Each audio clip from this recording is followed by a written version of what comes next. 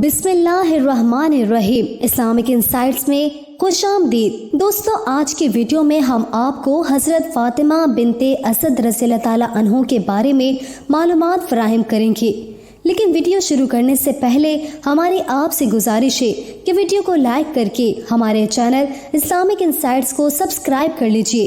اللہ کے نبی کریم صلی اللہ علیہ وآلہ وسلم ابھی دنیا میں تشریف بھی نہیں لائے تھے کہ شفقت پدری سے محروم ہو گئے۔ پھر عمر مبارکہ صرف 6 سال ہی تھی کہ آغوش مادر بھی نہ رہی۔ 2 سال بعد شفیق دادا بھی دنیا چھوڑ گئے۔ ماں نہ باپ، بھائی نہ بہن، اور اب دادا کا سایہ شفقت بھی نہ رہا۔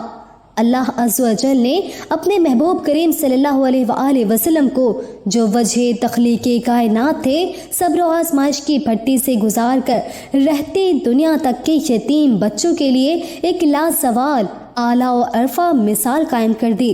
اب چچا ابو طالب اور چچی فاطمہ رضی اللہ تعالیٰ عنہ ہی آپ صلی اللہ علیہ وآلہ وسلم کے سب کچھ تھے۔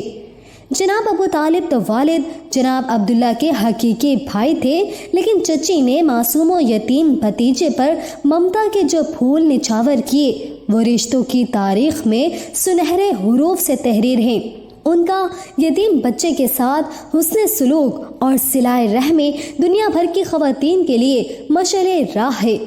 آج ایک ایسے معاشرے میں کہ جہاں دین سے دوری کی وجہ سے رشتوں کا تقدس معدوم ہوتا جا رہا ہے، وہاں یتیم بچوں کے ساتھ ناروا سلوک نے پھپھی، چچی، خالہ اور سوتیلی ماں جیسے ماں بدل پاکیزہ رشتوں کی روح بھی پامال کر دی ہے۔ یہی وجہ ہے کہ صحابیات رضی اللہ تعالیٰ عنہ کی سیرت کے مطالعے کی جتنی ضرورت آج ہے کبھی نہ تھی۔ دوستو، ہمارے آس پاس معصوم بچوں پر بیتنے والے دلسوز واقعات بکھرے پڑے ہیں کہ جنہیں قلم بند کرتے ہوئے دل کانپ جاتا ہے، ہاتھ لرز اٹھتے ہیں۔ ناظرین، آپ کو بتاتے چلے کہ جناب عبد المطلب کی وفات کے بعد قبیلے کی سرداری، خاندان کی سربراہی اور خانہ کعبہ کے متولی کی ذمہ داری جناب ابو طالب کے کندھوں پر آ چکی تھی۔ وہ معاشی طور پر خوشحال نہ تھے۔ اپنے 7 بچوں کے علاوہ اب چہیتے بھتیجے کی سرپرستی اور پرورش کی ذمہ داری بھی آ پڑی تھی۔ ایسے میں سلیقہ شعار اہلیہ نے صبر و شکر، قناعت، سلیقہ مندی، فہم و فراست، سنجیدگی و بردباری، دانش مندی، حکمت اور توکل کے ساتھ سفید پوشی کا بھرم برقرار رکھا ہوا تھا۔ انہوں نے بھتیجے کو اپنی حقیقی اولاد پر ترجیح دیتے ہوئے ماں کے پیار کی کمی کا احساس نہ ہونے دیا۔ گھر کی ہر عمدہ چیز اور بہترین پوشاک پر پہلے بھتیجے کا حق تھا، بعد میں اپنے بچوں کا۔ یہ چچی ہی کی تربیت کا اثر تھا کہ 7 بچے حضور پاک صلی اللہ علیہ وآلہ وسلم پر جان چھڑکتے تھے۔ یوں اللہ کے رسول کریم صلی اللہ علیہ وآلہ وسلم کے بہن بھائی آل ابو طالب ہی تھے۔ پیار و محبت کے اس مشکبو تعلق کے پیچھے حضرت فاطمہ رضی اللہ تعالیٰ عنہ بنت اسد کا وہ والہانہ کردار ہے جس کی گواہی رسول اللہ صلی اللہ علیہ وآلہ وسلم بار بار دیا کرتے۔ حقیقت تو یہ ہے کہ سرکار دو عالم صلی اللہ علیہ وآلہ وسلم کی حیات مبارکہ میں جن چند خواتین نے آپ صلی اللہ علیہ وآلہ وسلم کے لیے ماں کا کردار ادا کیا، ان میں چچی فاطمہ رضی اللہ تعالیٰ عنہ سب سے منفرد حیثیت رکھتی ہیں۔ ناظرین، کیا آپ جانتے ہیں کہ نبوت کے اعلان کے ساتھ ہی اہل مکہ کی محبتیں نفرتوں میں بدل گئی؟ جو کل تک دوست تھے وہ دشمن بن گئے۔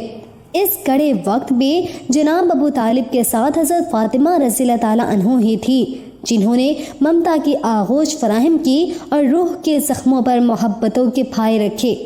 نیز اپنے بچوں حضرت جعفر رضی اللہ تعالیٰ عنہ اور حضرت علی رضی اللہ تعالیٰ عنہ کے ساتھ اسلام قبول کر کے سابقون الاولون کے اعزاز سے سرفراز ہوئی۔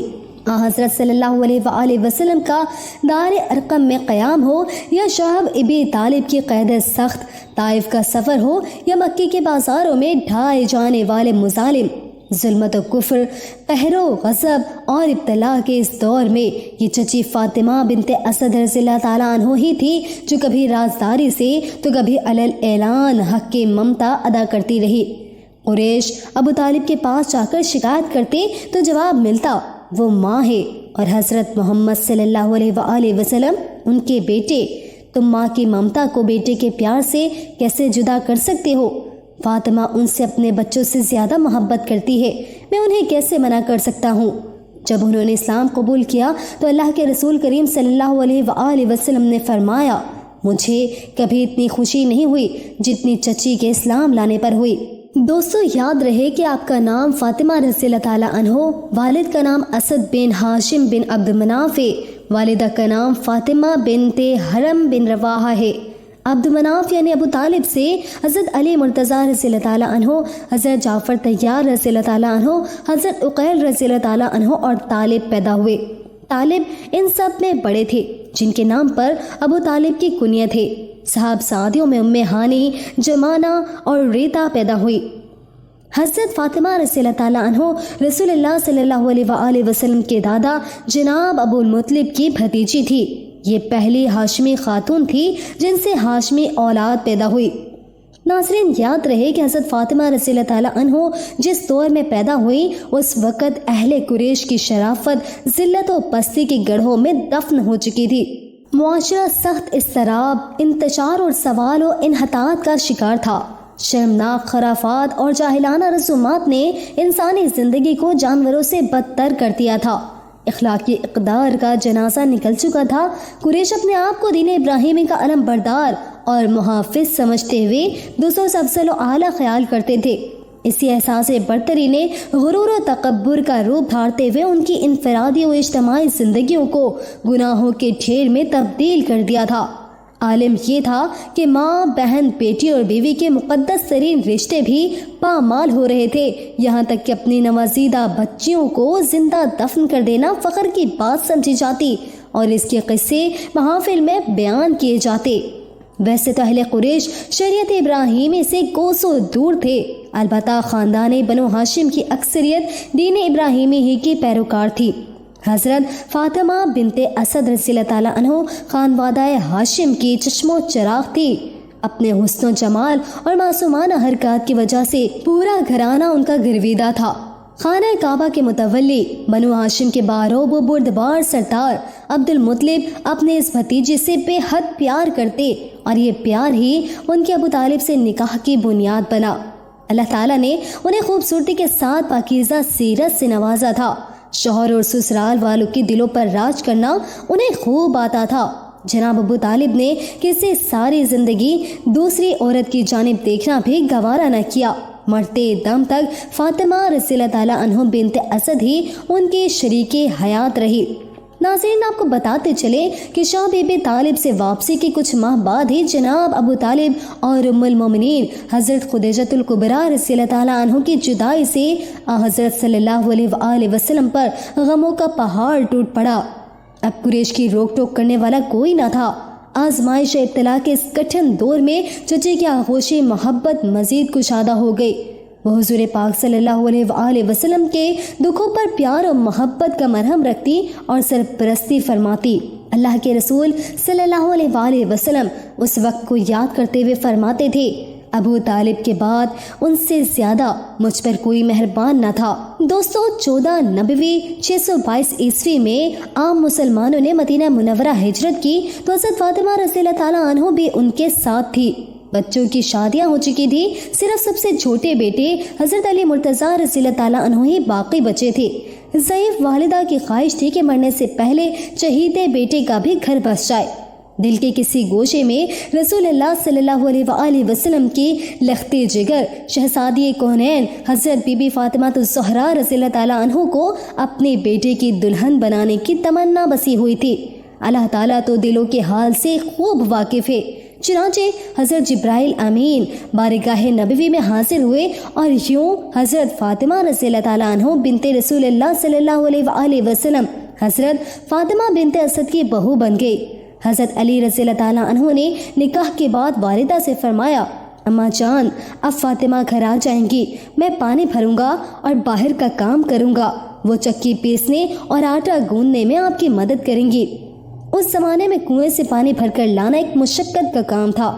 مدینے میں میٹھے پانی کا ایک ہی کنواں تھا جس کا نام بیر روما تھا، جس کا مالک ایک یہودی تھا۔ उसे सैयदना उस्मान गनी रज़ी अल्लाह ताला अन्हु ने आ हज़रत सल्लल्लाहु अलैहि वसल्लम के हुक्म पर खरीद कर मुसलमानों के लिए वक्फ कर दिया था। अब वो कुआं बिर उस्मान के नाम से मशहूर है। रसूलुल्लाह सल्लल्लाहु अलैहि वसल्लम अक्सर अपनी ज़ईफ़ चची के घर तशरीफ़ ले जाते, वहाँ आराम फरमाते और उनकी ज़रूरियात का ख्याल रखते। दोस्तों, कहा जाता है कि 5 हिजरी 627 ईस्वी में नबी करीम सल्लल्लाहु अलैहि वसल्लम की जलीलुल क़दर चची हज़रत फ़ातिमा बिन्त असद रज़ी अल्लाह ताला अन्हा ने वफ़ात पाई। अल्लाह के रसूल करीम सल्लल्लाहु अलैहि वसल्लम ने हज़रत अबू अय्यूब अंसारी रज़ी अल्लाह ताला अन्हु और चंद दीगर सहाबा किराम रज़ी अल्लाह ताला अन्हु को जन्नतुल बक़ी में कब्र खोदने पर मामूर फरमाया, जबकि लहद अपने हाथों से तैयार की और कब्र में लेटकर मुआयना फरमाया। उनके कफन के लिए अपनी कमीज दी। सहाबा किराम रज़ी अल्लाह ताला अन्हु ने इसकी वजह पूछी तो फरमाया, अबू तालिब के बाद इनसे ज़्यादा मेरे साथ हुस्न सलूक किसी ने नहीं किया। इस बिना पर मैंने इन्हें अपनी कमीज़ पहनाई कि जन्नत में इनको सिला मिले और कब्र में लेट गया कि कब्र की सख्ती में कमी हो।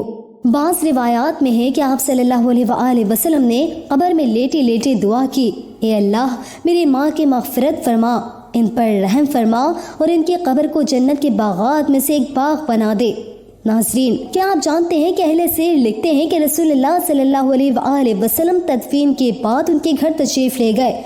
आंखों से अश्क जारी थे। आप सल्लल्लाहु अलैहि वसल्लम ने वहाँ मौजूद अहले खाना से फरमाया, मेरी माँ के इंतकाल के बाद इन्होंने हकीकी माँ की तरह मेरी परवरिश की। बचपन से जवानी तक मेरे साथ शफ़क़त, मोहब्बत और प्यार का ऐसा ताल्लुक़ रखा जिसने मुझे अपनी हकीकी माँ की कमी महसूस न होने दी।